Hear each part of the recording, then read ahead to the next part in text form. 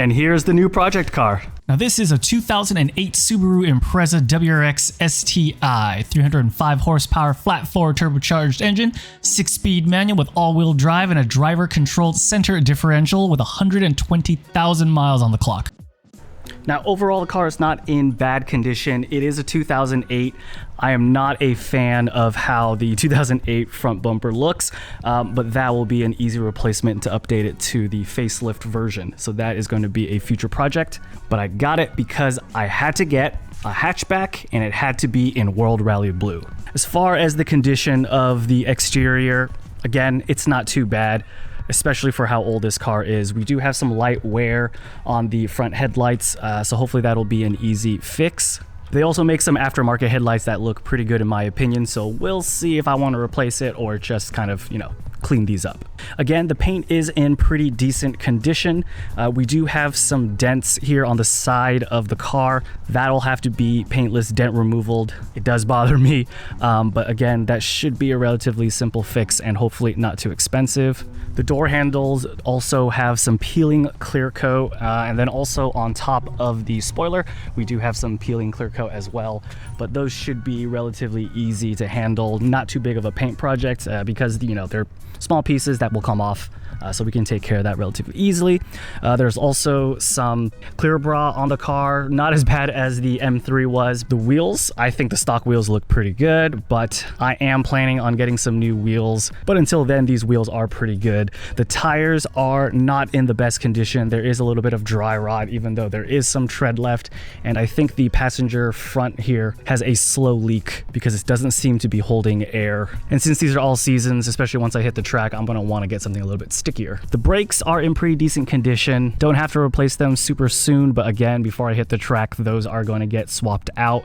And I also want to repaint these calipers. They are looking pretty worn out. Also, all the STi badges around the car are fading, so I'm going to want to replace those eventually as well, just to make the car look a little nicer. Even though I liked the hatchback STIs, what I really hated are these clear chromy taillights, but those are easy fixes, and all you need is a little bit of vinyl to take care of that. Exhaust is stock, so it's super quiet, so we'll be getting a new exhaust somewhere down the road. But yeah, overall, the exterior of the car is pretty clean and in pretty decent condition. Again, just the front bumper we're going to swap out, but I am happy with how decent the exterior is. So let's go ahead and hop into the interior.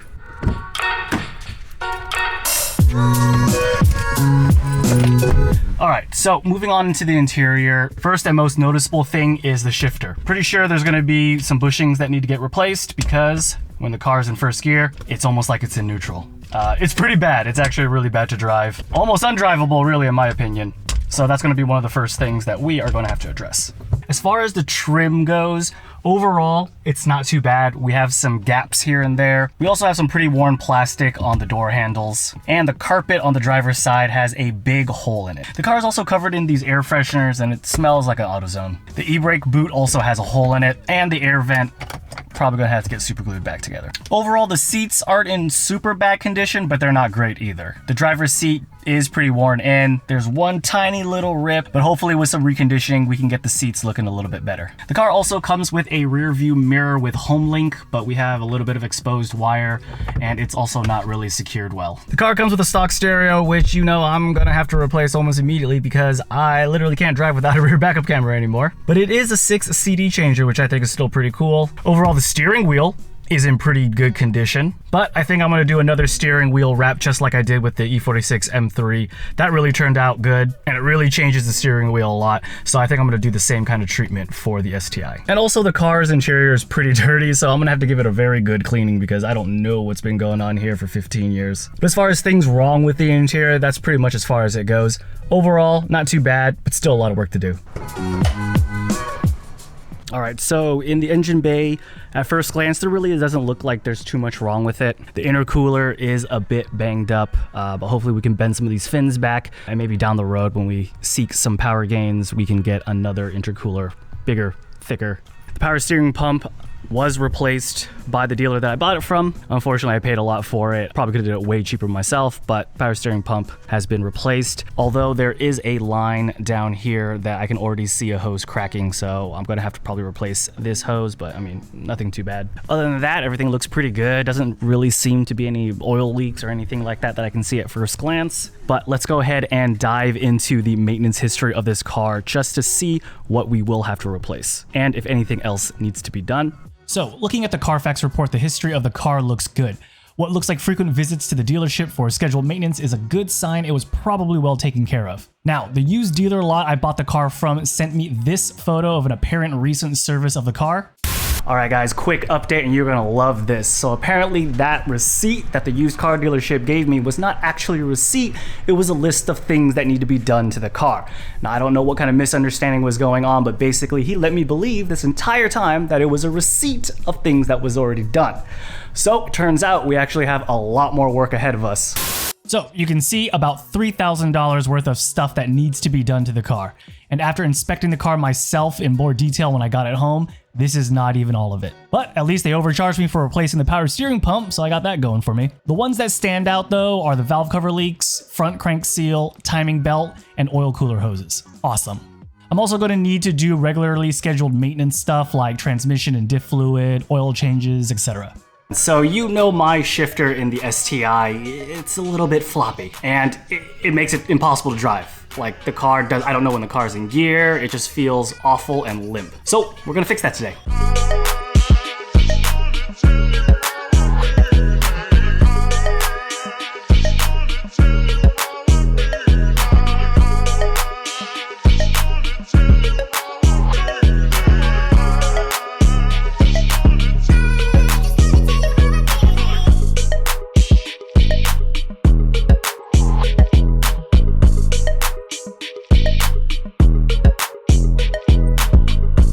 Now, with the transmission crossmember off, I also decided that this was a good opportunity to replace some of these bushings on the crossmember with this STi Group N. I think they call it a positive shift kit. I have a whole set of Group N bushings that I'm gonna go ahead and put on the car as well, but it's a good opportunity since it's already off to go ahead and do that. So we are gonna remove, I believe the bushings are here and here. There are two for each side. So we'll go ahead and do that right now.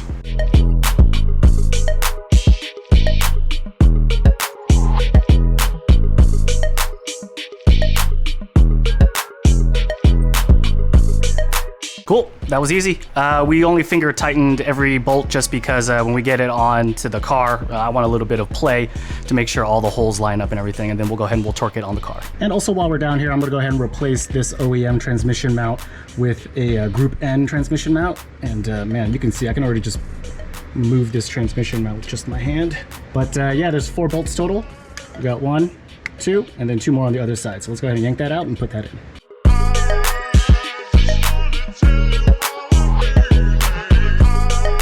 You can also see from under the car, this is going to be all the shifter bushings that we are going to take care of. You can see here is the rear shifter mount. I don't know what it's technically called, but that's going to get replaced. You can see our shift lever. Those are the 2 bushings right here that we're also going to replace. And then I don't know if you can see from here, but right about there is this kind of like U-joint that's going to have to come out as well.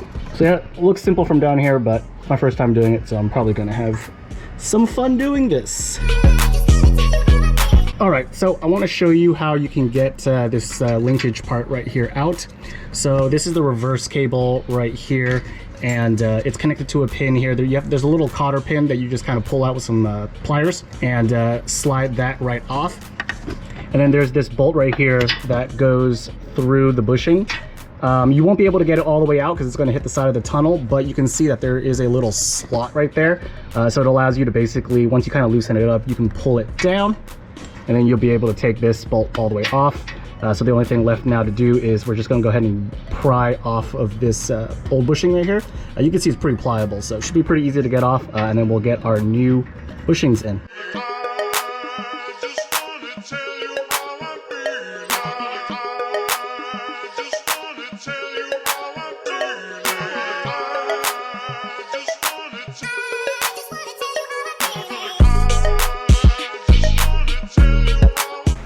Wow. Wow, what a freaking mess. I swear to you, I spent probably like 2 hours trying to get this U-joint out. Struggled hard, was really difficult to find any instruction or any video that really explained it well how to do it. But I'm gonna show you guys how to do it, so hopefully you won't have to struggle like I did. All right, so how did I do it? Well, step one, tear apart your entire interior to get to the shifter U-joint right here. I'm not gonna really show you guys how to do it because I didn't record it, but I have a video obviously where I installed my radio. There's also other YouTube videos where you can basically learn how to take away the interior. But basically, like 2 bolts in here, unscrew those, then this kind of just sort of pops out with some leverage, and then there is a screw right there that you'll just need to remove. Also, there'll be some of these like plastic white clips right here that you'll just need to kind of like turn slightly and then pop off. But once that's all removed, then we can get rid of this foam, and then this right here will be connected to your shifter, and just unbolt that. The reason why is so that we can then turn it to get some leverage on a certain bolt that connects the U-joint down at the transmission side. So let's hop down there and I'll show you what I mean.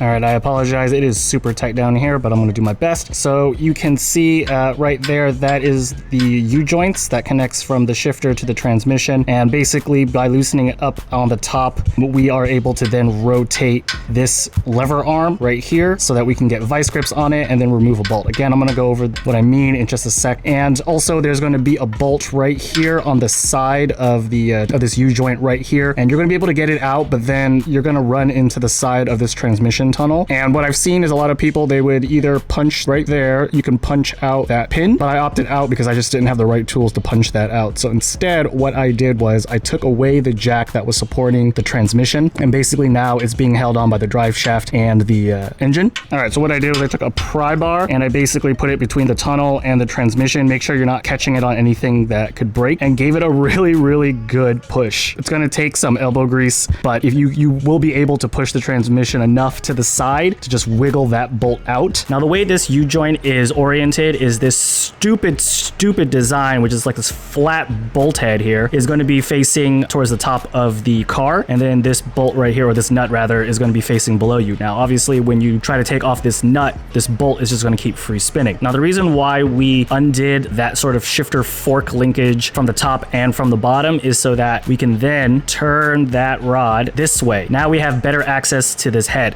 and you get a nice meaty pair of vice grips, and you grip that head, and then you'll be able to take this nut off. Now I want to also tell you that there is a specific orientation as to how this U-joint is set in the car. Now there's going to be 2 of these like U-joints. One is attached to the transmission. That is going to be oriented with this little hump, and you'll notice it on the U-joint. There'll be this little hump that faces up towards the car. Now that is the U-joint that is connected to the transmission. There is another U-joint obviously that is connected to the shift lever that we pulled off. That is going to be oriented with the hump facing the driver's side, so to the left. So keep that in mind. As for this sort of like bushing piece, you'll notice that it's not quite symmetrical, right? You can see how it's a little bit longer on this bottom and a little bit shorter on the top, but you can see that, right? Longer on the bottom, shorter on the top, where it kind of meets this horizontal piece. And the way that's oriented is that longer side is going to be facing down. So remember that when you put it back in, because that will be important. Now this piece is where we're going to be replacing those bushings. As you can see, these 2 bushings, I mean, like, they're okay. But if you look at this part, see how it just falls off, that sleeve? Well, that's pretty much how it came. There was absolutely no bushing left, and it was just this metal sleeve inside. So that's probably where all that sloppy, floppy shift was coming from. And let's keep going with this install. I also replaced this rear shifter bushing with a white line piece. It's really tight up there, so I couldn't really get you a good view, but it is pretty obvious on how to do it. It's towards the back of the linkage. You'll just kind of see it popping right there. Pretty easy access to get. Just pop out those 2 bolts, install the new one, but we also replaced that in the car, and that's already in there right now.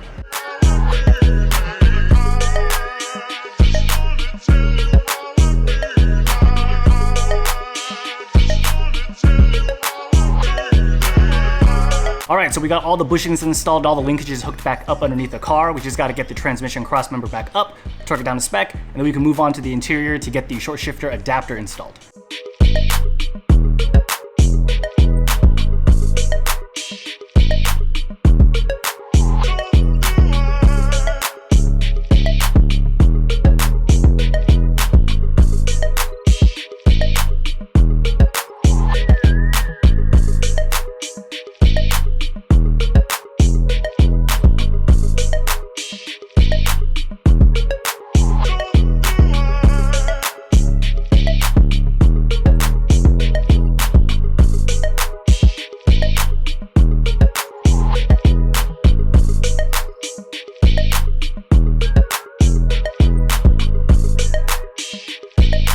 Holy hell, that was a lot more annoying than it should have absolute any right being. So this ball end on the OEM shifter rod is super annoying to get out. You can see there's a hole there and it's held on by this little roll pin. Basically the first thing you want to do is you want to try to get it as flat as possible anywhere inside on a flat surface. I did it while it was still kind of attached to the car, but you have to line it up nice and perfect and really give it one hard smack. Then once the roll pin's kind of halfway out, I got a 17mm socket, lined it up like that, punched it, and that gives you enough room kind of below to let the pin fall out. All right, so I got the shifter back in, and right now I'm just kind of test fitting it and trying to see what throw length that I want. And right now I have it set at pretty much the longest length, which means it'll be the shortest shift. I'm actually pretty happy with where it's at. I like how the shifter has been raised, so the shift knob's a little bit higher. Makes it feel a little bit more race car-y. And the shifts being shorter, I'd say probably about half, it feels great.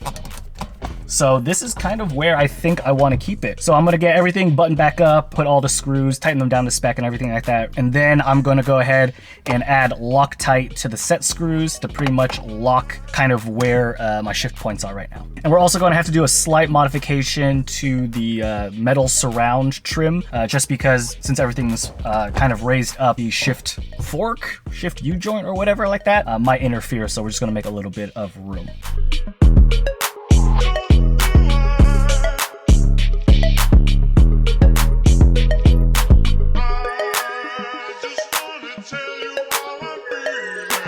All right, let's go for a quick test drive.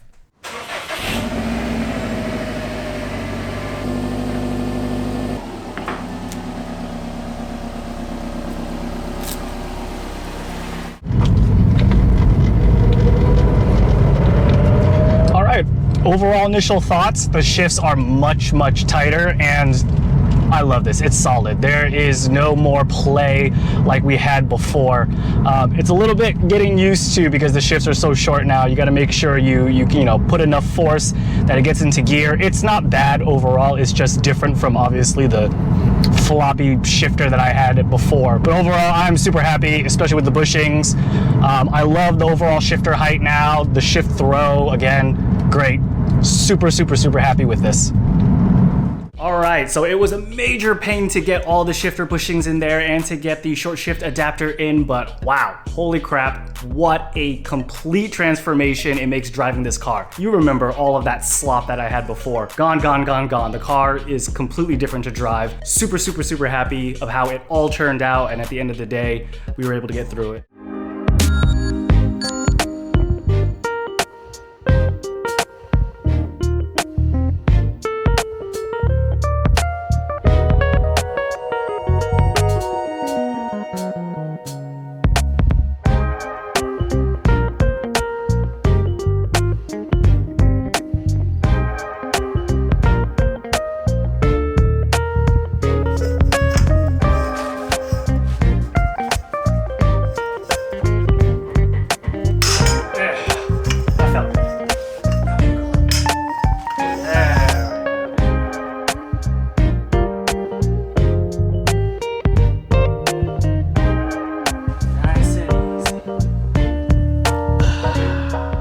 Alright, so we got the radiator out, the intake out, and everything else that was kind of in the way.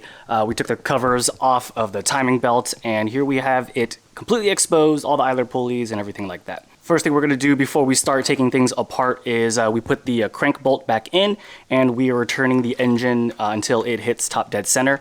And basically you'll see from the factory there's like a painted white mark and also a mark right here as well. And basically we are going to line those marks up, and it might take a couple of rotations, but eventually that mark should line up. And then there's also a couple of other marks etched into the cam gears that are also painted on, and then there's also little notches kind of on this plastic back cover that you'll want to go ahead and line up as well. So once we get all of our lines matched up here, all of our lines matched up over here, and again making sure that we're lined up here, that is top dead center, we're good to go to start removing all the old idlers and pulleys and to start putting the new stuff in. All right, and now we're going to use this special like cam gear holding tool. Basically, it's going to prevent these two cam gears from spinning and getting out of time. Just kind of goes in where the kind of Allen bolts are, and it holds it in place so that it doesn't move around.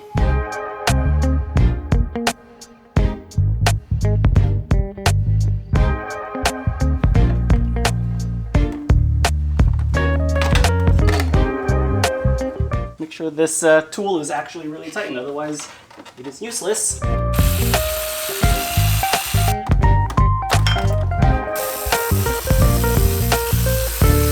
Whew. All right, water pump is out. Just take note. Use your replacement water pump just to know, how many screws you got to take out. This one, for the longest time, I didn't know was there because it's kind of hidden when it's in the car. And then once that was out, also, I know I was struggling, one, to get these two hoses out, but I also didn't know that there was a hose right here. And yeah, you'll be able to get everything out.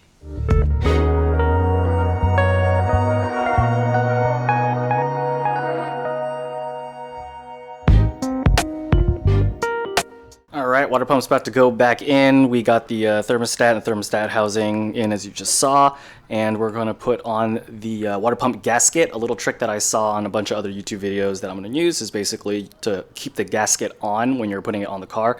Just use like 2 picks or 2 small screwdrivers and kind of just thread them in through the hole, obviously the opposite direction, and then that'll be able to hold the gasket while you put in a couple screws, and you should be good to go.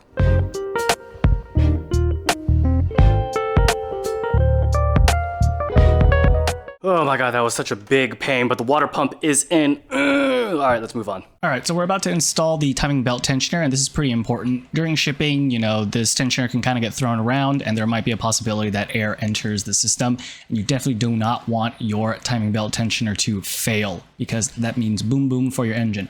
So what they recommend is a bleeding procedure. So basically what you do is you take the tensioner and make sure it is in the upright position, and you attach a vise, or in my case, a C-clamp, to basically compress the piston down and letting it fully decompress, and doing that 3 times. Basically what you want to do is you want to make sure that each compression and decompression takes no less, that's right, no less than a minute. So more is better, but less is bad. And basically that just gets all the air out of the system. Now make sure you read the instructions that'll probably be included with your timing belt tensioner, but that is the general process of how to do it. So next we're going to install the new pulleys and the tensioner, and then we're going to have some fun struggling to get the timing belt on. Okay, so again, it took 3 of us to make sure that the timing belt was all aligned. It's super annoying. I'm gonna be honest with you. It's super annoying, but from all the YouTube videos that we looked up and everything like that, the main thing that you want to line up are the mechanical tick marks for the gears, and they're like reference points, right? And when you first install the belt, you want to line up the belt marks with obviously the mechanical ticks.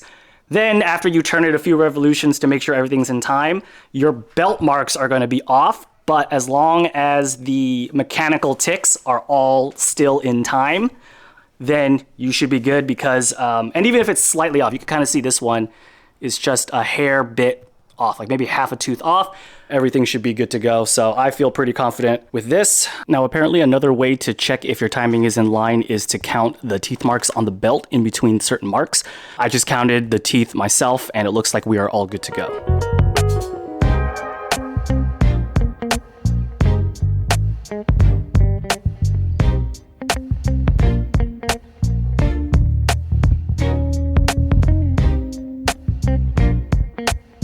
All right, so next we're going to finally torque down the crank pulley bolt. The way the factory service manual wants you to do that is we're going to put a little bit of engine oil on here for lubrication, and then we're going to torque it down to initial torque of about 32 foot-pounds, and then you're going to torque it again an additional about 60 to 75 degrees, they say, which should put us at about 130-ish foot-pounds at the end. Hopefully I can do this myself. The car is in 6th gear, the e-brake is all the way up, but hopefully the engine doesn't spin or anything like that. Otherwise, gonna have to call a friend and have them stomp on the brakes in addition to it. So let's go.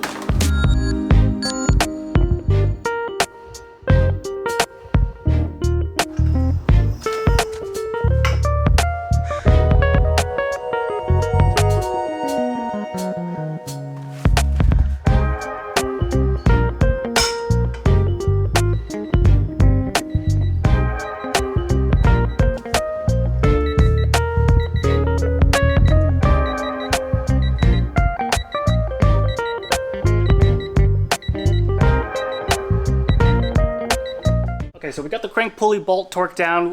We didn't quite reach 133 foot-pounds. We got to about 130 before. I guess the clutch or whatever like that, even though it's in gear, started to slip. But 130 is pretty good, so I'm gonna be cool with that. We're gonna move forward and put on the accessory belts right now. So.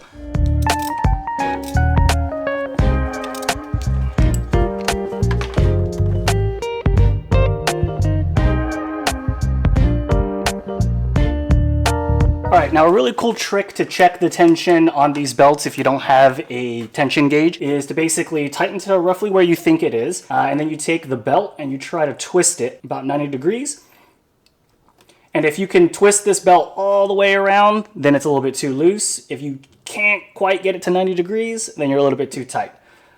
This belt, we got it to about 90 degrees before I feel some pretty decent resistance. So I think this belt is pretty good, but obviously we can adjust if it starts to squeak or anything like that, but should be good to go. All right, so that's gonna do it for the timing belt install. Obviously, the next steps for you is to put the radiator back, put everything that you removed back, start the car, test it, make sure everything is good to go, water pump is good, it's holding water, oil, all of that stuff. And that'll be it for you. For me, I have a bunch of other maintenance stuff that I need to do, like the valve cover gaskets and the oil pan. So I'm still gonna leave the car in pieces while we continue with the other maintenance stuff. So in today's episode, I'm going to show you what you can expect when replacing the valve cover gaskets on your Subaru and some tips I learned when doing them on my 2008 STi.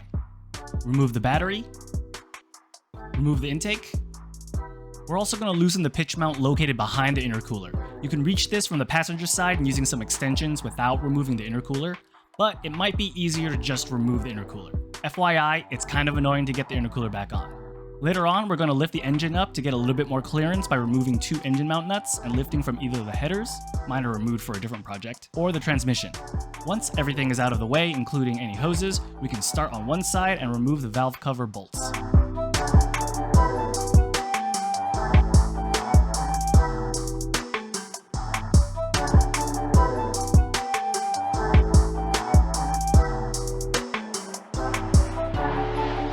It's off. I have no idea how we're going to get it back in, but that is for future Harry to worry about. All right, let's get this done. So what have you learned today, Alex? Never buy a Subaru. Agreed. Also, what might be helpful when you're taking off the valve cover is to kind of get a piece of cardboard and put the bolts that you take out in kind of like the same orientation that you remove them, just because they are different sizes. So you want to make sure that you put the right bolt in the right hole when you reassemble it. All right, so we're about to put on the valve cover after replacing the gaskets on the valve cover.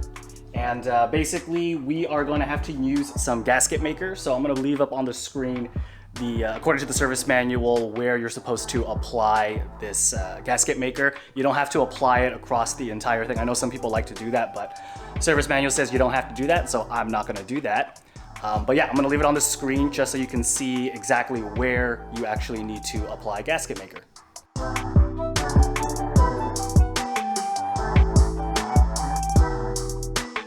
All right, the valve cover is in. That actually wasn't too bad. There is going to be a torquing sequence, and I'll go ahead and I'll leave that up on the screen. But yeah, that really wasn't too bad. Again, it really helped when I got the power steering reservoir out of the way, and of course, using just a couple of bungee cords just to keep some wires and hoses and stuff out of the way, but not too bad. All right, so we've done all that we could on this side without having to lift the engine, but now like the space is way too tight on the driver's side, so I need a little bit more leverage. So we're gonna go and try to lift the engine just a little bit to get a little bit more clearance. So that's gonna basically involve us loosening the nuts for the engine mounts on the bottom of the car, as well as loosening up the pitch mount. So let's get to it.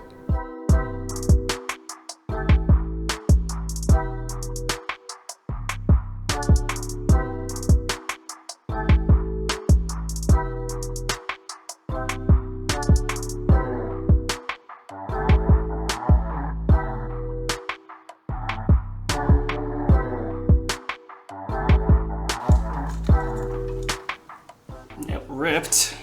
Safe to say this side was probably the side that was leaking. Also, watch out when you're putting back the valve cover with the gasket and make sure that the gasket seats properly. And I mean properly, because basically you should be able to see, like for example with the Felpros that I have, it's a blue gasket, so you should be able to see the gasket all the way around once it's mated up and bolted in.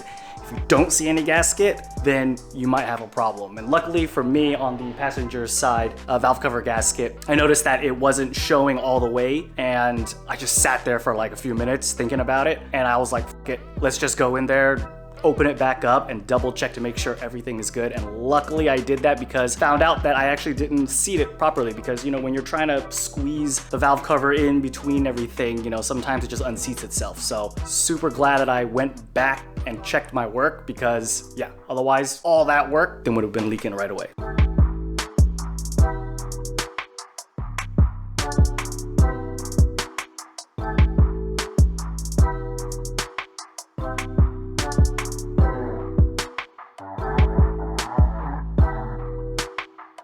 All right, sorry about that, camera died, but I got it in, so that's the good news. Yeah, I mean, it's just so tight in there. You really just got to move all these hoses and, you know, wire harnesses and whatnot out of the way, but it will fit. It will fit. Again, be very careful when you're putting in that you don't disrupt the gasket. It's really easy to, you know, get caught on the cams or something like that and pull it off. But yeah, do your best, be very careful, and then once it's on, confirm that, again, that you can see the gasket visibly from the outside when the valve cover is mated up against the head. And if you need to, what kind of helped me was I put a bolt in here just to, you know, kind of keep it where it is.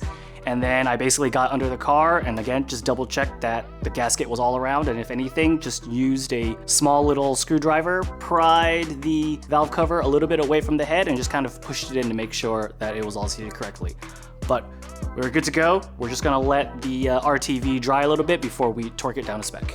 All right, so I wanna give you guys some tips that helped me do the valve cover. I'm gonna be fully honest here. It's not fun. It's not fun at all. Everything is really tight. It all sucks, but hopefully these tips kind of help you make it less sucky. So the first tip is utilize your fingers. The space is really tight in there, so really get yoga-y with your fingers, and that's kind of how, you know, a lot of the valve cover bolts come out. Luckily, they're not really torqued down that much, so, you know, your fingers actually go a long way in helping you out. The second tip is small tools. So I'm talking your 1/4-inch socket wrenches, your crescent wrenches, as many extensions as you can. The idea is that the space is super tight, so anything to give you an advantage or leverage is definitely going to help in these situations. Third is more of a warning than a tip, and that is going to be you might crack some hoses. There are 2 hoses that come out of each valve cover, and essentially they're really old sometimes, so they might crack when you're taking them out. So be prepared. It sucks because they're like $30 to $40 each hose, but you know, hopefully try to be as careful as you can. The fourth one is probably going to be the most important one, is make sure the gasket is seated when you put the valve covers on. It's really tight in there, so you're really trying to, you know, move the valve covers through all these like wires and hoses and stuff. It's really easy to accidentally unseat the gasket. So make sure, for example, if your gasket's like mine that's like blue, make sure that you are able to see that gasket all the way around the valve cover once you mount it back. Next, when it comes to RTV, I know a lot of videos and a lot of people out there like to put RTV over and around the entire valve cover. According to the factory service manual, that is unnecessary. Like earlier in the video, I kind of show you where the factory service manual tells you to put RTV. So I'm gonna go with that. Honestly, it makes, you know, cleaning and doing the valve cover gasket again in the future a lot easier, so you don't have to deal with scraping in such a tight spot. But to each their own. Number 6, when it comes to the driver's side valve cover, it's going to be a lot easier to undo the pitch mount and the engine mounts and then lift the engine a little bit just to give you a bit more clearance. It's still tight, it's still gonna suck, but raising the engine does give you a little bit more room, and when you're doing this kind of work, room is value, no matter how small it is. And lastly, all the valve cover bolts are really not torqued on that much from the factory. We're looking at the first factory service manual saying it's about 5 foot-pounds. That's not a lot. So just snug it and don't try to overdo it. They don't really need super high amounts of torque. But yeah, I hope that video was enjoyable and useful to you for when you got to do your valve cover gaskets. It wasn't a fun experience for me, but I am glad that we got it done. Honestly, I prefer to do the timing belt over this. This episode, I'm going to show you what you can expect when removing your oil pan and installing an oil pickup tube and windage tray. And I'll also give you a couple of tips that I learned while doing the job.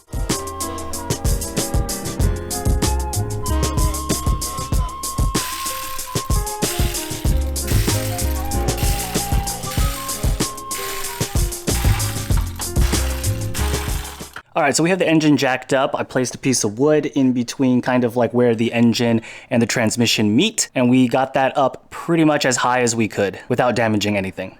I don't know if you can see, but right there, that little bolt right there, that is the engine mount, and we pretty much got it clear of the subframe plus like an extra inch. So pretty much as high as we felt comfortable. We might be able to go a little bit higher, but the idea is, again, the higher the better. Now what's that's gonna do is right here is our oil pan.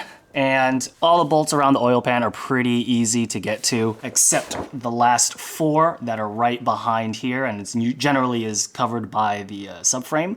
So again, by jacking it up, you're basically gonna have enough space to get like a wobbly extension or any combination of to get to the last 4 10mm bolts that are in the back. The higher you get it up, the easier it is. Really not that difficult actually after all. But here, let me show you real quick. So nothing too fancy, just a wobbly extension. And you are basically able to reach just straight back in between the pan and the subframe, and you'll be able to reach all the 4 bolts pretty easily.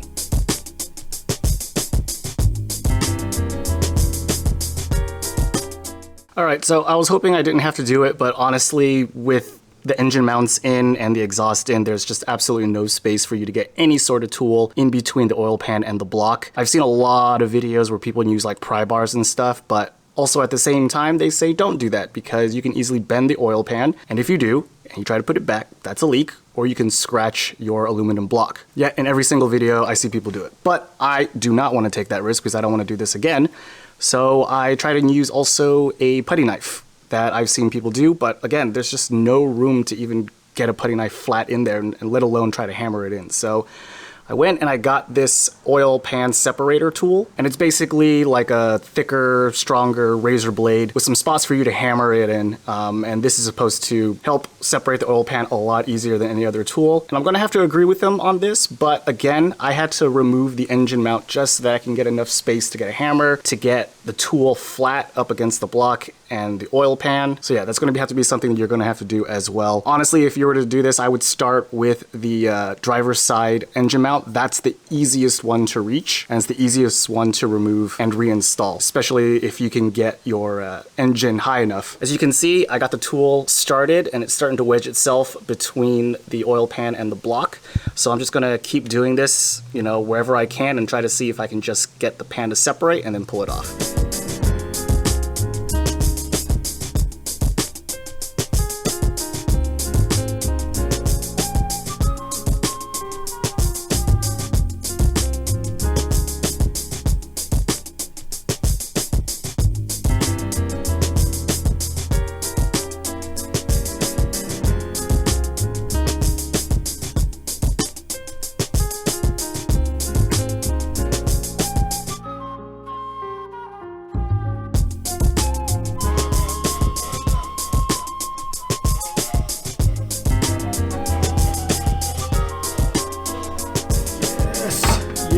Yes, check that out.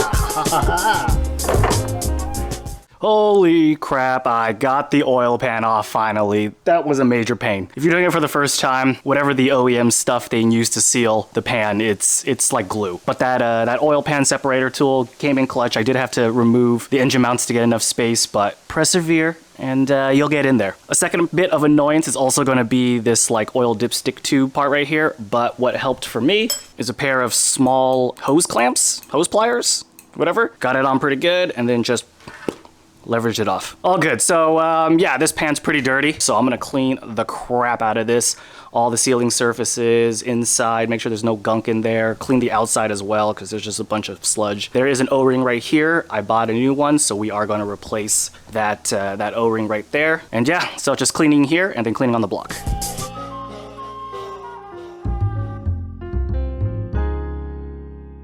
IAG windage tray installed, pretty straightforward. I reused the 2 front bolts that are OEM, and then they provide you with 2 bolts for the rear.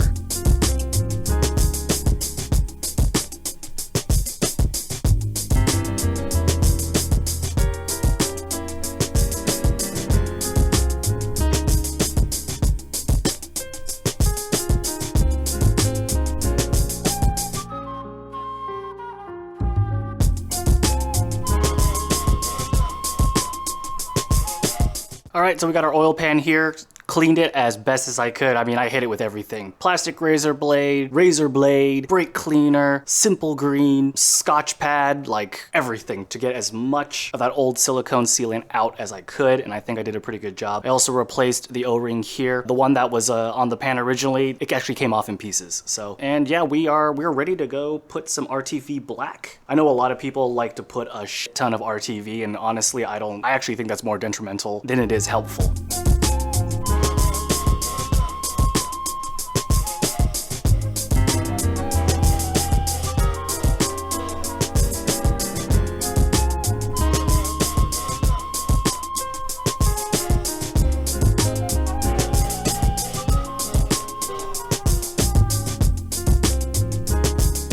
And that's job well done. My tips for doing this job are: loosen the pitch mount, the engine mounts, and lift the engine for clearance. Remove the headers as well. If the oil pan has never been touched, then removing it is going to be a major pain because the OEM RTV is like cement. But removing the engine mounts and using the oil pan tool helps. Clean the oil surfaces of the pan and block until there's no RTV left. Very important. Overall, the job isn't that bad. Have fun. Good luck. All right, so we're gonna do the transmission fluid change first.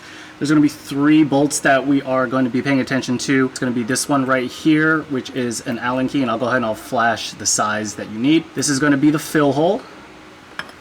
And then right here is going to be the drain for the transmission, and then there's also gonna be one more drain over here for the front diff. And I'll flash the size for this bolt on the screen as well. So let's go ahead and get those removed and get everything drained.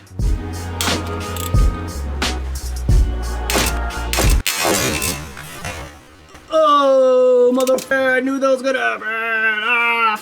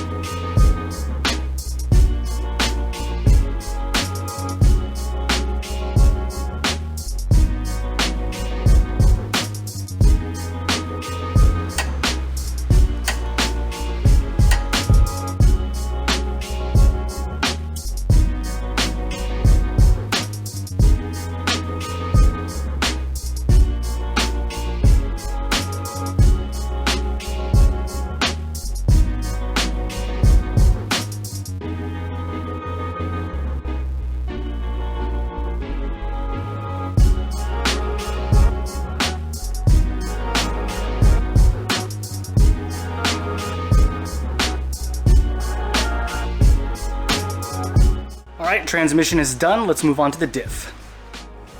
Alright, so here is the rear differential. So this is going to be the sensor and also the fill hole, and this is going to be the drain hole.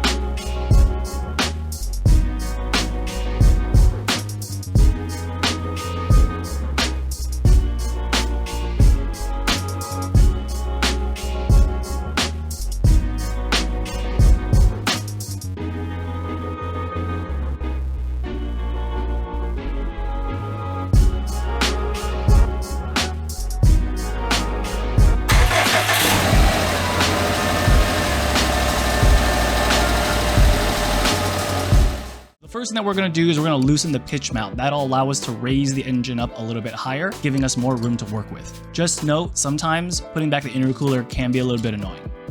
Next, we're going to take off the headers to give us a little bit more room to work with.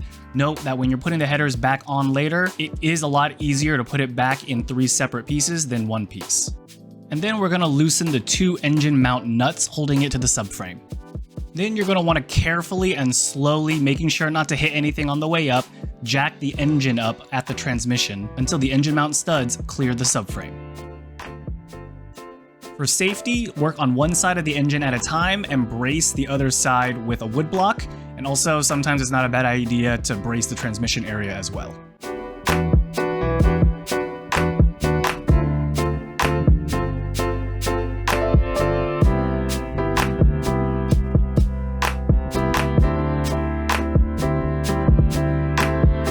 Okay, so we got the driver's side engine mount out, and here I am comparing it to the Group N STi mount that we're gonna go ahead and put in instead. Honestly, for 120,000 miles, the OEM engine mount is actually not that bad. I don't see any cracks or rips or anything like that. I've definitely pulled engine mounts off of cars around the same mileage, and they were just completely torn and separated.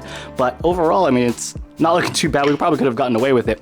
But we have the Group N stuff, so let's go ahead and install that anyway. You can definitely feel that there's a little bit thicker and harder rubber on these Group N ones, which is exactly what it's supposed to be, that kind of middle ground between OEM and polyurethane.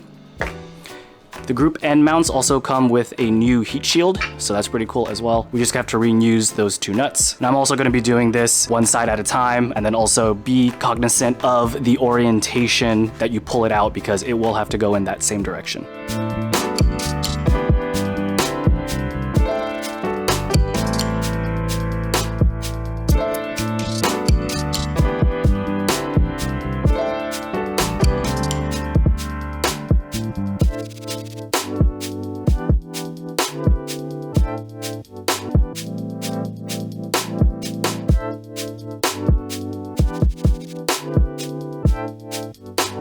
So something interesting that I noticed is, so this is the Group N mount, but I have the OEM heat shields on, right? And this is the Group N heat shield that comes with the mount. You can see that the OEM mount, so there's actually two. This is the passenger side. It actually has a heat shield on the bottom, and then also a heat shield on the top. But you'll notice that the OEM heat shields actually extend all the way down and actually cover the engine mount, while the Group N mount actually would leave the engine mount exposed. So I'm not sure, like, I'm sure it's probably fine, because why would they give this if it was, you know, gonna be detrimental to the engine mount? But I do like the idea of extra heat shielding just to make the rubber last a little bit longer. So I think I'm gonna reuse the OEM mounts. Hopefully that works out, but I'm sure, again, either way is probably fine. Now overall, doing the engine mounts actually wasn't as bad as I thought it was gonna be, but a few things are really gonna help your experience. First thing is, obviously you wanna take off the exhaust manifold and take off the headers. It's gonna give you a lot more room to work with, and it's really not that difficult to do, so do that first. Second, jacking the engine up pretty much as high as you can, you know, without damaging anything. Again, the more room, the better. And the third thing is going to be getting one of these. I'll leave a link in the description below. Basically, it's a ratcheting wrench. 14 mil is what you're gonna need, because that's the size for the engine mounts. But this is gonna be for those back bolts that are super hard to get to. I'd imagine the job might be almost near impossible without it. So highly, highly, highly, highly recommend you get one of these. And the way that I did it was basically sticking it through one end, right? So this is coming from, if your feet are facing the front of the car, you kind of slide this through like right over the top of the steering rack, and then you can slide your other hand the other direction to help hold it on and then break it loose. So you're gonna have to kind of like use the tool from one end, your hand from the other end, but you'll figure it out. So while tightening the engine mount nuts, I kind of messed them up a little bit and figured, no problem, they're cheap. I'll head down to the Subaru dealership and pick two brand new OEM ones. Then I started to tighten those down to the service manual's recommended like 60 or so foot-pounds of torque. Well, let's just say I didn't quite get all the way. I started to notice that the nuts were actually getting easier to turn instead of harder as I torqued them down, so I knew something was wrong. I began thinking to myself, oh man, I just messed up like $300 worth of mounts. Okay, so a positive update finally. I took the engine mounts out of the car again and did another double check, and it turns out that it's actually these brand new OEM nuts that actually ended up stripping, not the bolt itself on the engine mounts. So that's good. That means the engine mounts are still good. It sucked I had to put them on, take them off, put them back on, but just ran to Home Depot, got some M10 by 1.25 flange nuts, put them on, torqued them down to a little bit of a lower 45 foot-pounds, because that seems to be kind of what, you know, the newer STIs are running, and I mean, frankly, it's the same engine, so I can't imagine why there would be a difference. But I think the dealership replaced probably the original, you know, OEM nuts that maybe could handle the torque up to 62, but these new ones can only handle torque up to like 40. So that's what I'm going with. I'm glad it's on. Torqued it down. Threw a little blue thread locker just in case to make sure it doesn't come loose. But we can finally put the car back together now.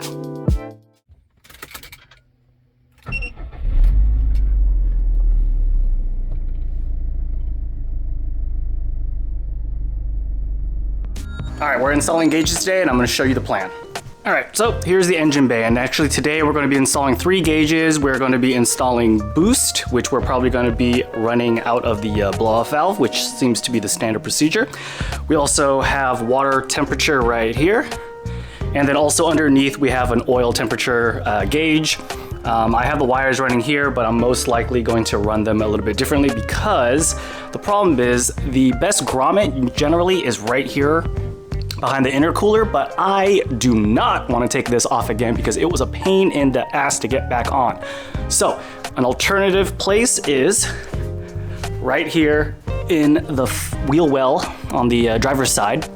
Basically, we're gonna run all of our wires to the driver's side, and then we're just gonna kind of poke them through. We're gonna take them through the wheel well here, and then there is a grommet right here, which you can see I stuck my light in because I don't know if you can see, but you could see the kind of the light poking through. So that's where our light is, and that's going to be our access. And I think honestly it's perfect. It's right here in the wheel well. We can run all of the wiring through the steering column. It's easy to get. I don't gotta take the intercooler off or anything like that. Let's get everything sort of ran through the grommet, and then we'll get to wiring and all that other stuff. So the gauges we're going to be installing are the Pro Sport JDM series water temperature, oil temperature, and boost. They got a really good premium features, really good premium look, but all for a decent budget. I've used them in the Miata and I like them because they got, you know, peak temperature warnings.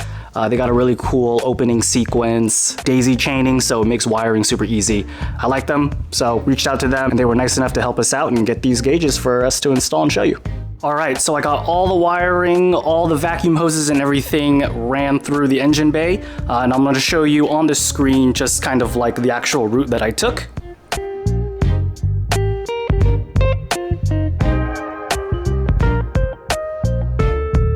But basically we have our oil temperature, which is obviously coming out of our sandwich plate adapter on the oil filter. That runs all the way up here.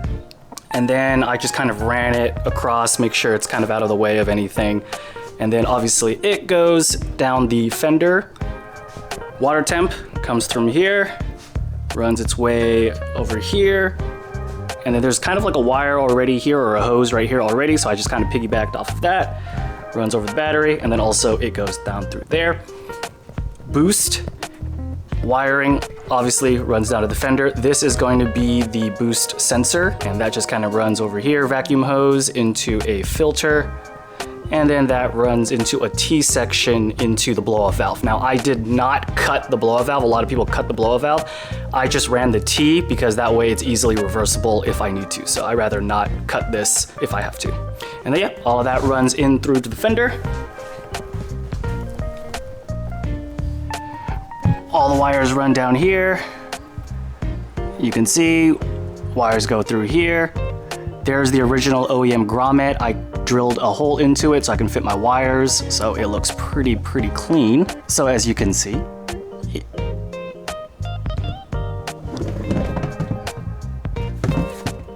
all right, and so once it goes through there,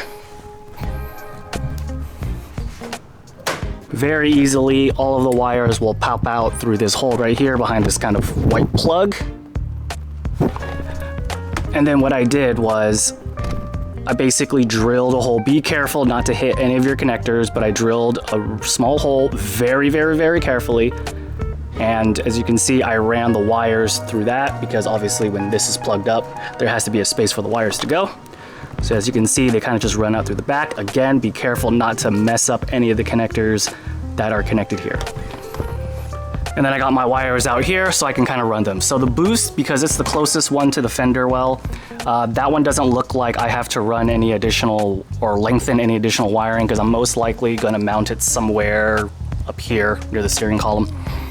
The water temp and the oil temp, they're definitely a little bit too short because I want to run them to the center console right there, so they're not going to really reach from here. So what I'm going to do is I'm going to just basically buy some extra wire, and you know, it's really simple. There's only 2 wires for each of those connectors, so then I'm just going to go ahead and do that. All right, so we got our wires extended, and now we're just going to run them from here through here and into the center console.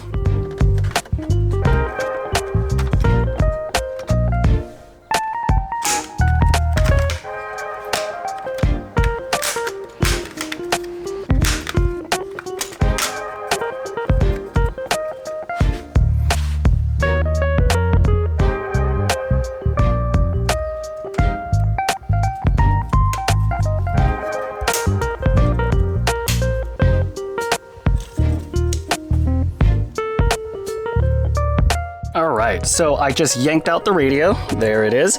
And the way I'm gonna wire this is basically I'm gonna tap everything that I need into the radio harness. Now, if you have an aftermarket radio and if you have an old Subaru like mine, most likely you do, I think that's gonna be the easiest because every single wire that we need to tap into is labeled already, and that makes it super easy to basically just, you know, match them up and splice into it. You don't gotta worry about fuses or tap of fuses or anything like that.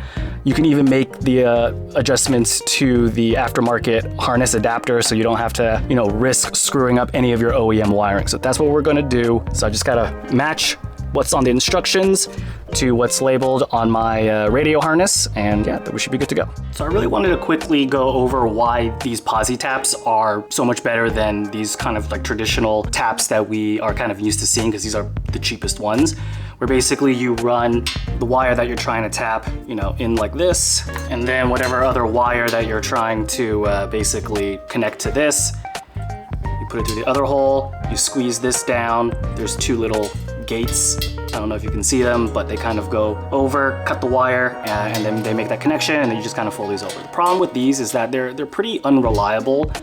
Sometimes they don't cut the jacket that the wire is in really well or whatever, but I've had gremlins before because these connections aren't that great. However, so this is new. These are called posi taps, and this is the first time I've ever seen them. They're way easier to work with and not as fumbly as those other taps that I showed you. Basically what you do is whatever wire that you're trying to connect to, you pull out, unscrew one side of it, and there's sort of like a little U shape that you can kind of fit the wire in, like that.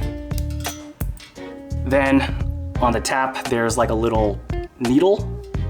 And what you do is when you screw this in, when you screw it in, that needle pierces that wire, and then there's your kind of your connection, right? Then all you do on the other side is you unscrew the other end, you stick the wire that you're trying to connect to through that end, and then there's a little bit of another needle right there. And just simply screw it in. And then there's your teed connection. And you know, it's pretty robust for just no tools at all. Okay, that was pretty easy. Got everything wired up. These posi taps are amazing. I've never used them before, and this is the first time using them. So much easier. The connection is so easy and it feels secure, unlike those little flappy T-tap thingies that we are used to using. But anyway, plugged into the back of a gauge. Just want to see if I got power. So let's see.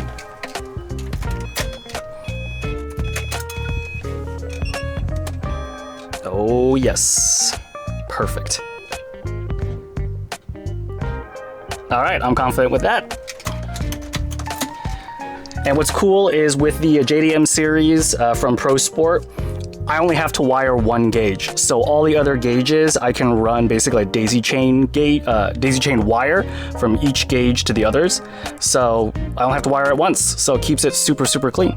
All right, so I have two gauges that are gonna go obviously here, and that's gonna be the water temp and the oil temp, but I also have a boost gauge that I kind of want to always see because, you know, it's gonna be doing that cool stuff, obviously off of boost. Unnecessary, but hey, that's part of the enjoyment of driving a car, right? So I'm thinking about actually mounting it here on the hood, the gauge hood here, like right there. So you can kind of imagine, you know, kind of in my line of sight, but also not in the way. But obviously I'm gonna have to run wires through it. But luckily, if you take the hood off, you can see these holes right here that actually have, you can see with my light right here, direct access to where the wiring is gonna be running from. So I'm gonna utilize one of these holes already to run my wires, which means that one of these clips I'm gonna have to cut off and make some room so that I can run wiring through it. So that's what we're gonna do right now.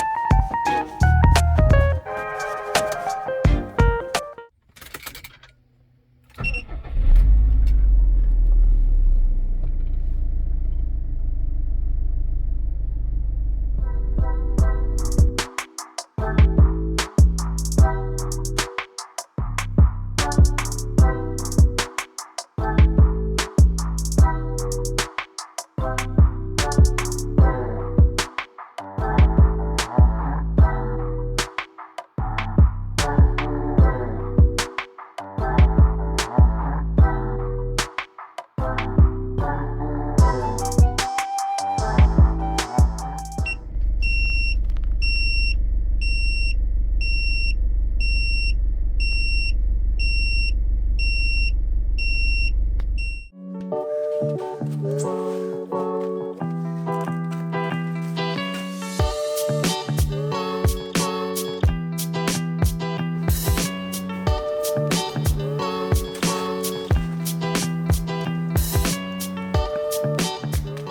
so it's been about an hour or so. Here is the status of the bumper. It's unfolding a little bit, as you can tell. This side almost looks about like halfway ready.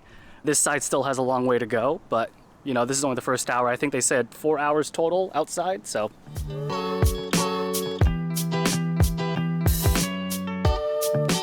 Alright, so here's the bumper after about 4 hours or so. Not bad looking. Unfortunately, the sun moved on us a little bit. So it's like 97% unfolded. There's a little bit of a crease there. And a little bit of a crease kind of there. But overall, it's looking pretty good. Just because we can, I'm going to go ahead and try to leave this out in the sun again for a full day. Maybe work out any wrinkles or creases that I didn't catch with my eye.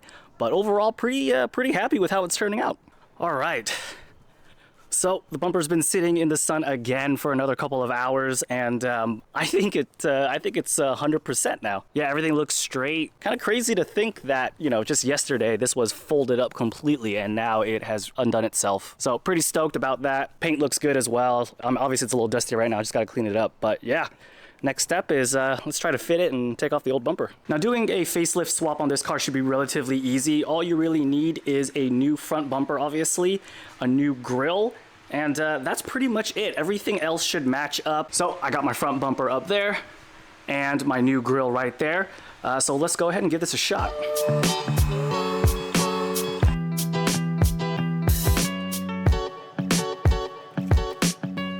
Okay, badge is off, and so now we're gonna go ahead and remove the bumper. There are 1, 2, 3, 4 clips here, and then if we go over onto each side of the bumper, there. And I think we also have to remove these clips here for the fender liner.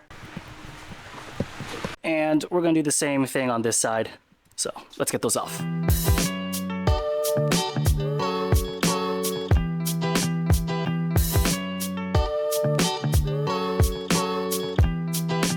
Now there are clips right here.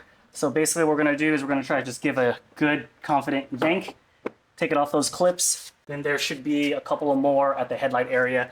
Same thing on the other side. It should come right off.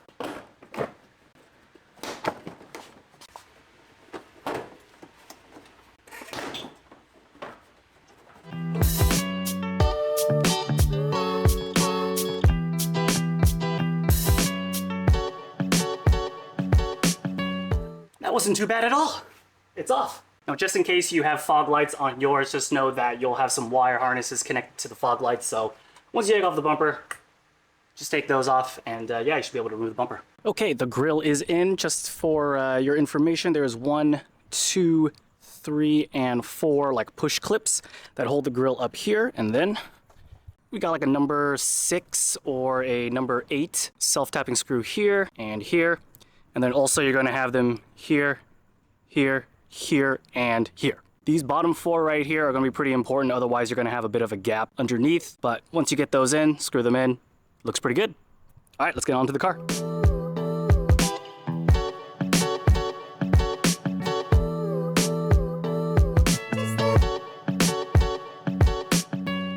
Okay, really weird problem. The other side is perfectly in. This side, however, seems just about that much short. Yeah, that's really strange. Gonna try to keep forcing it in, but I don't know. All right, so I want you guys to see here, for some odd reason, it is way too short on one side. Like this bumper is just not long enough.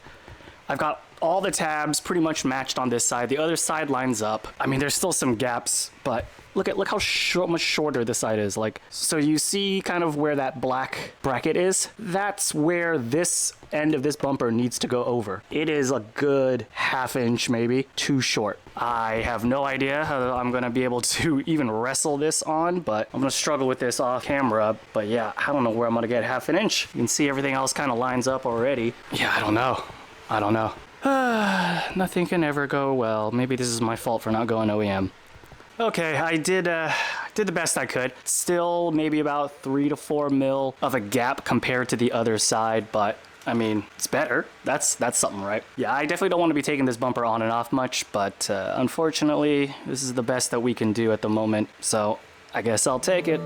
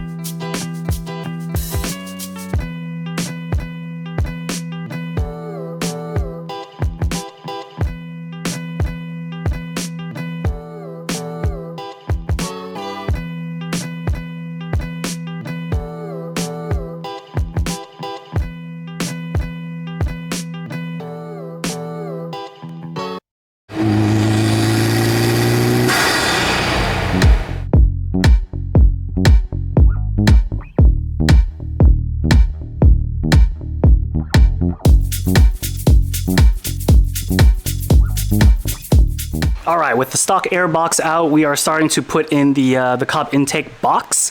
So once you get everything removed, there are going to be two things. There's going to be the box right here, and there's also going to be like this intake bracket, as you can see right there. And the way that you connect it is you slide this bracket underneath the box. You're going to see that bolt right there. And that's how you're going to mount it. You want to go ahead and start getting the bolt in, but get it a little loose so that you have a little bit of wiggle room. And then you'll also notice the other connections for the box here. You're going to get a connection right there. And then you're also going to get another connection for the box right here at the power steering reservoir. We got that in. We're going to go ahead and get the bolts kind of like loosened in. And then we're also going to go ahead and add the intake tube right here.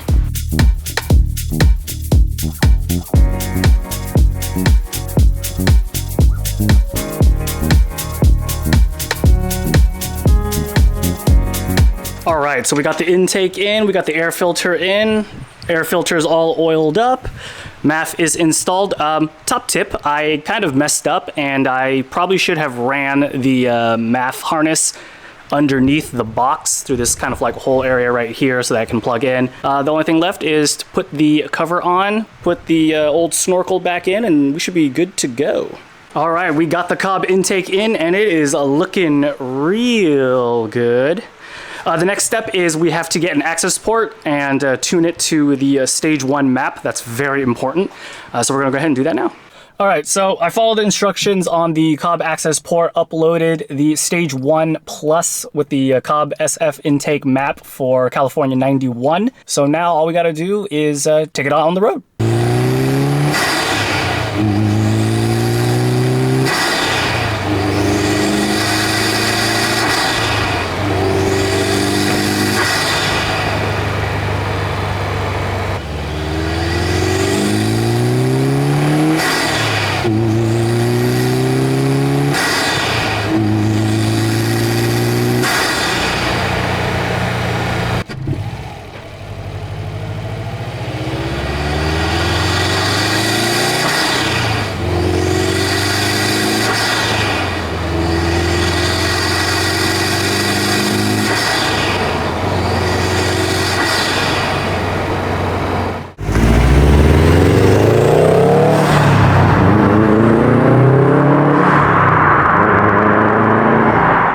All right, today's episode is going to be a quick one, but it's probably going to be one of my favorites because we are throwing an exhaust on the STi. All right, before we get into the sound clips, let's talk real quick about installation, and it should be pretty easy if nothing's rusted. You got 2 bolts on the catalytic converter side, and then you got 2 more bolts connecting the muffler to the mid-pipe.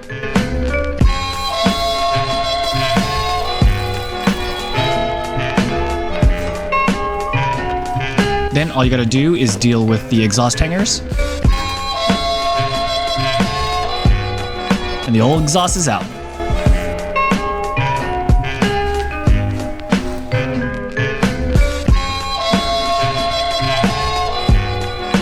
We're to be installing an SPT exhaust. This was the factory upgrade exhaust that you could get.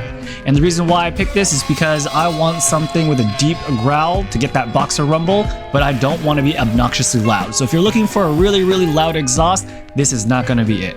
But if you're looking for about sound levels that are close to stock, but with a deep growl and rumble, then the SPT is going to be the one that you're going to want to pick.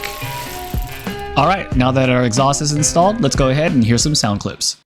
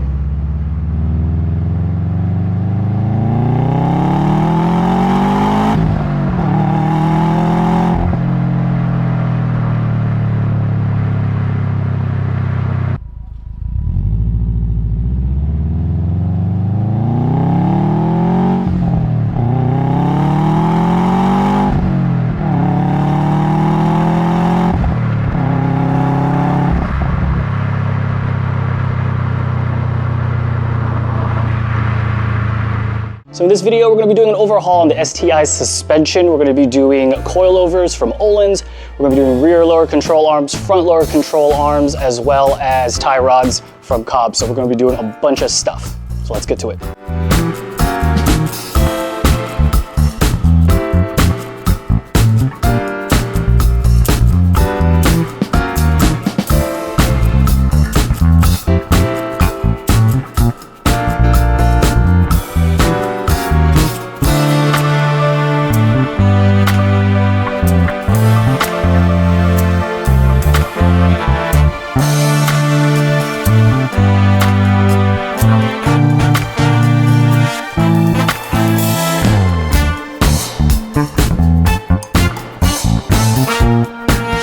All right, so here is the old control arm and the new control arm. Pretty much the same, as you can see. The only difference is it looks like the newer one, the bushing is a lot bigger than the OEM one. And also right here is the main focus. We have this little notch right here versus just a hole that makes the camber adjustable. So that's a big one, especially when you're dropping your car on coilovers. Can't adjust camber otherwise, so having some camber adjustment here is going to be super useful.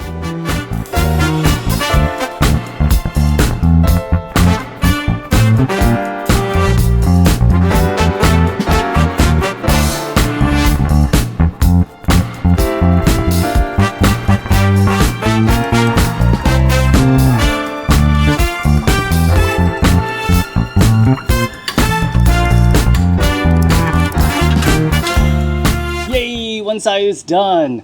Not too bad. Let's go to the other side.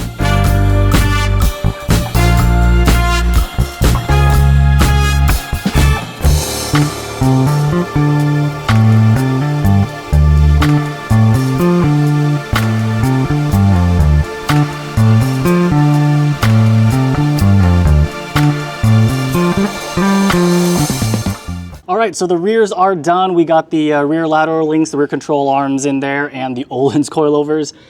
It's looking really, really, really good. Alignment's definitely gonna be out of whack, so we're definitely gonna have to get an alignment, but obviously that's what you do after you touch any part of your suspension. So next, we gotta do the fronts. It's a lot of work to do, but let's get to it. All right, so here's the front suspension. Obviously, we're gonna be doing the Öhlins coilovers. We're also gonna be doing the Cobb front roll center kit. We're just going to replace this outer tie rod here as well as the ball joint. Also, my sway bar and links in the front look pretty worn, so go ahead and replace those. And also the front lower control arm, we're going to upgrade these to the 2011 to 2014 STi. There were apparently improvements during those model years. Since these look a little bit cracked anyway, thought it'd be a good time to replace these as well.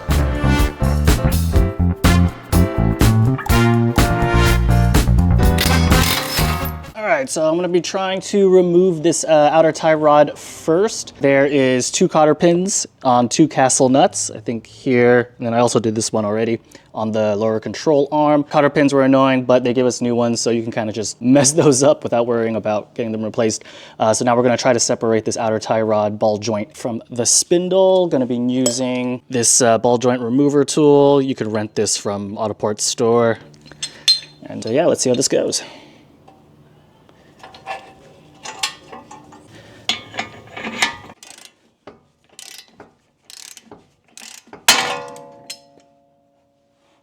Ow, but yeah, it worked. There it is.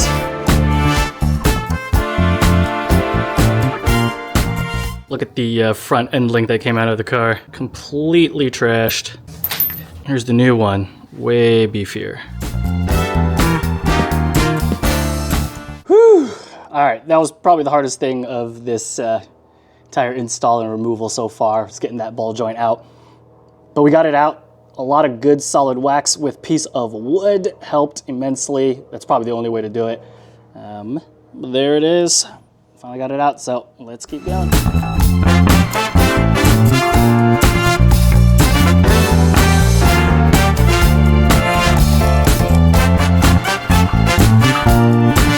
All right, so here are the 2 control arms side by side. Obviously, that's the old one, and this is our new one from a 2011-2014 STi. I have a 2008 STi, and I really can't tell too much of a difference in terms of geometry. Like, I believe the arms are pretty much the same, but there's definitely a difference between the bushings here. For example, you can just kind of see what type of bushing this is, and this one is obviously different. Also, another difference is for the 2008-2010 STIs, and also I believe the 11 to 14 WRXs are gonna have this stud basically going into the chassis that the control arm bolts into. This, you're no longer gonna use. Instead, you're gonna use this bolt. Yeah, but other than that, should be a straight swap.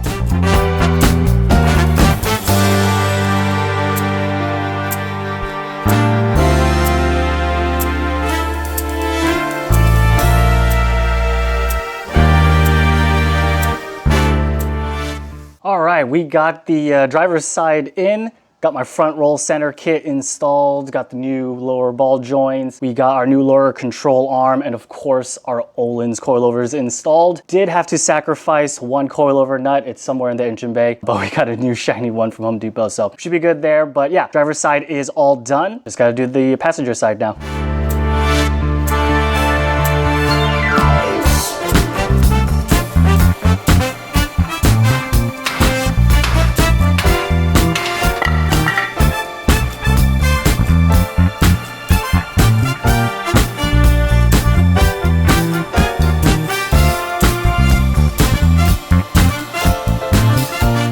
All right, so we just finished the install and I just got the car dropped down onto the floor, and I'm pretty proud of it. It was a lot of work changing out all the suspension stuff, and of course we ran into some issues with the passenger side coilover, but it looks great now.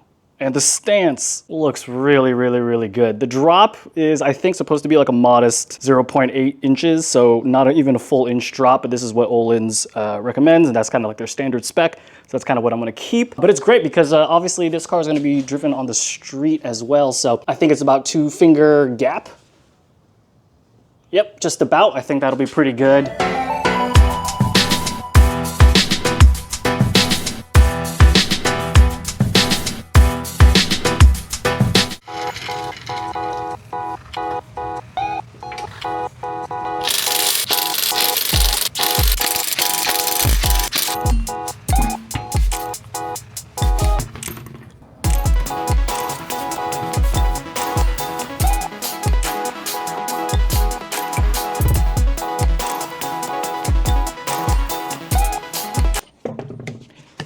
All right, and here they are. This is a set of Apex EC7 wheels in satin gold. This is 18 by 9.5 plus 38. Now, Apex wheels, you might not have heard of them before, but they are really big in the German scene, especially with the BMWs, and they are trying to make a splash in the JDM car scene right now.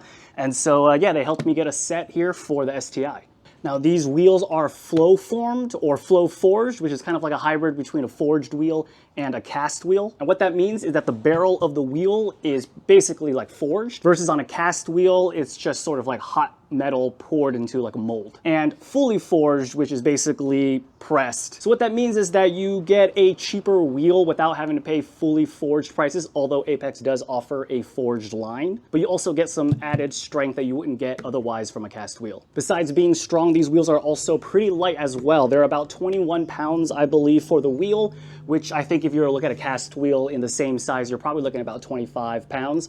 So, you know, those 3 to 4 pounds is a lot, especially on this unsprung weight here. These wheels were also specifically designed to fit over big brakes like on the STi. And also the impact socket holes are also designed to fit large impact sockets, so you don't have to worry about scraping your wheels. And of course, they're also certified by JWL and VIA. So Apex also offers a lifetime warranty on manufacturer defects on the wheel, as well as a 1-year finish warranty. In addition, these guys want you to track these wheels. So if you accidentally run over a pothole or hit the track a little bit too hard and damage a wheel, they do offer a replacement program where they will sell you a replacement for 50%. As for the price, they are very well priced. So check out whatever the current price is right now in the link. But with their warranty, with their replacement program, with all those little details that are very specific for a performance wheel, they are a fantastic value and a great bang for buck. And I honestly think they're probably the best bang for buck wheel you can get for your STi. So yeah, make sure to check out their website and grab yourself a set. Now let's get these wheels on and see how they look on the STi.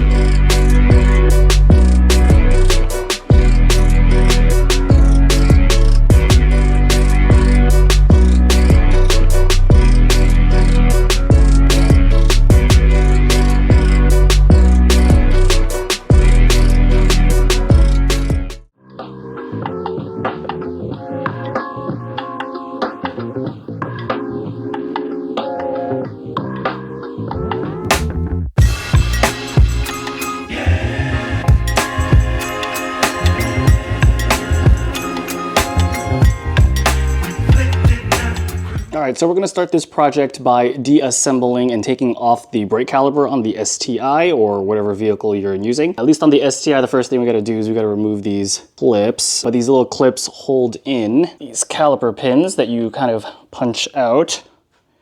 And then once those are removed, this clip that holds in the brake pads, that comes out. Then we're able to sort of wiggle. Gross. Yeah, man.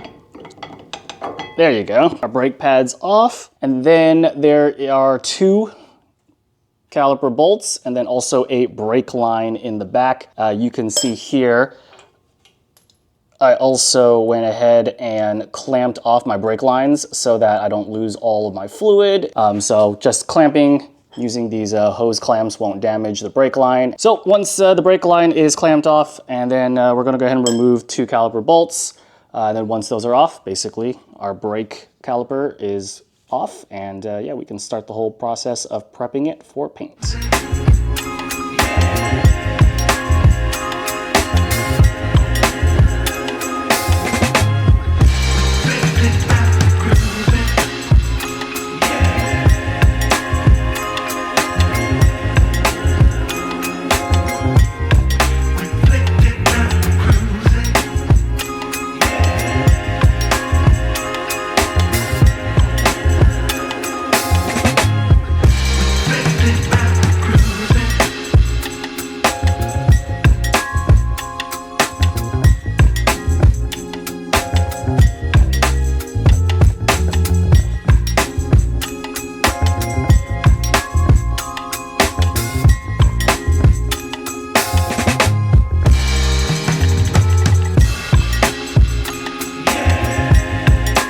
So we got all of the brakes nice and clean and scuffed with a maroon pad. All that's left is we're gonna do one last wipe down with some wax and grease remover and paint prep. And then we're gonna hit it with this Rust-Oleum caliper paint.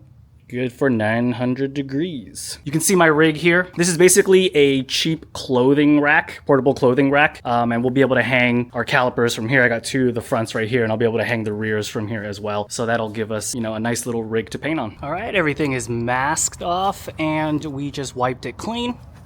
So now for our first coat.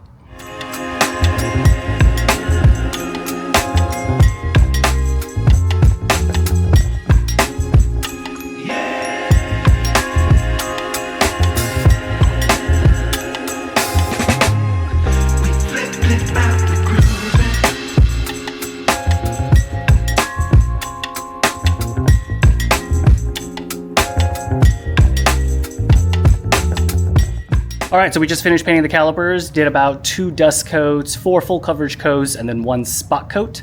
Now we're just gonna let it dry about 24 hours and see the results.